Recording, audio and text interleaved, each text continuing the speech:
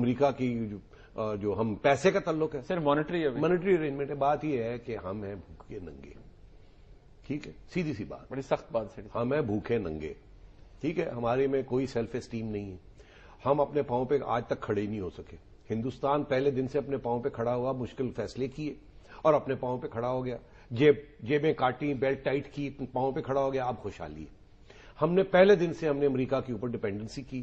انہوں نے کہا ٹھیک ہے آؤ لو. جیسے بینک لیتے ہیں، بینک سے آپ لون لیتے ہیں، بینک کے اوپر ڈپینڈنٹ ہو جاتے ہیں نا، پھر بینک مینیجر آ کے آپ کی کمپنی چلاتا ہے. اسی طریقے سے یہ ہوا. ہماری فوج نے ان سے ہتھیار لیے، پیسے لیے، کیا نہیں لیا. ٹھیک ہے، کر رہے ہیں کون ہم. پریشرائز ہوتا ہے اور کون نہیں ہوتا. کمزور لوگ پریشرائز ہو جاتے ہیں، مضبوط لوگ، اسٹرانگ لوگ پریشرائز نہیں ہوتے. ابھی ایران کی بات دیکھ لیں. ایران اسٹرانگ ملک ہے، اپنے پاؤں پہ کھڑا ہے. ٹھیک ہے، انقلابی وہاں حکومتیں ہیں. وہ کسی پریشر کے اندر نہیں آ رہا. اور اگر اس کو کوئی آنکھ دکھاتا ہے وہ واپس آنکھ دکھا دیتے ہیں. آپ نہایت کمزور ملک ہیں، انٹرنلی ویک ہیں. معیشت آپ کی تباہ ہو چکی ہے. ٹیررزم کے ساتھ آپ کمزور ہو چکے ہیں. آپ کہاں کہاں لڑیں گے؟ کہاں سے پیسے آئیں گے؟ کیسے ہوگا؟ آپ کمزور ہیں. آپ آنکھیں نہیں دکھا سکتے. اگر آپ آنکھیں دکھائیں گے تو پھر کیا ہوگا؟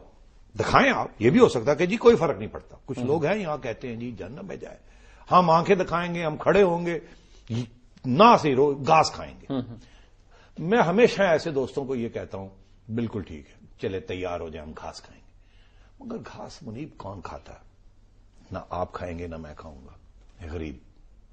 غریبوں کو گھاس کھانا پڑے گا. جیسے غریبوں کو بجلی نہیں ملتی، آپ اور میں تو جنریٹر لگا لیتے.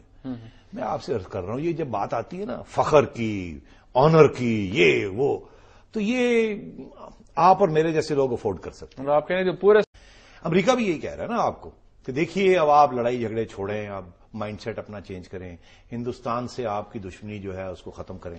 اور یہ کشمیر تو ملنا نہیں ہے آپ کو، اب آپ بھی مان گئے اس بات کو، تو اب کیا لڑائی جھگڑے. اور ہم نے بھی یہ کہنا شروع کر دیا کہ ہاں ہمیں جو اصلی جو ہمارا دشمن ہے وہ تو انٹرنل ہے، وہ تو طالبان نکلے ہمارے دشمن. صحیح ہے، یہ بڑے لوگ یہ کہتے ہیں کہ جی ہر جگہ پہ ہماری بدنامی ہوتی ہے، یا تو ہم اپنا کیس نہیں صحیح پریزنٹ کرتے، اور انڈیا کے ساتھ دنیا کا رومانس پریزنٹ ہی نہیں کرتے. بات یہ ہے جی، میں آپ سے دو باتیں، اگین دو نہیں تو تین کر دوں اس دفعہ.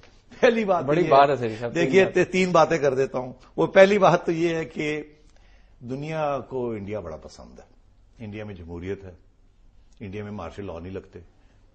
ٹھیک، انڈیا ساری دنیا کے ساتھ انٹیگریٹ ہوا.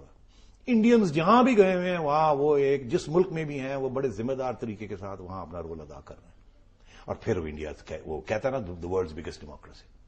تو ایک رومانس ہے دنیا کا انڈیا کے ساتھ، اور وہ رومانس انڈیا کی جو حکومت آتی ہے اس کو برقرار رکھتی ہے.